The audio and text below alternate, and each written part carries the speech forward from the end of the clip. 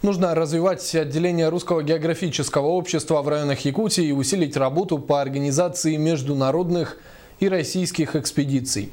Сегодня глава Якутии провел заседание попечительского совета регионального отделения Русского географического общества.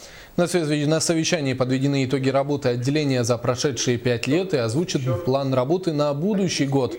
Необходимо больше проводить научных конференций, искать новые туристические маршруты и привлекать молодежь в науку по линии Русского географического общества. Именно об этом было сказано на заседании. Также в следующем году якутское отделение РГО собирается начать сотрудничество с предприятиями региона.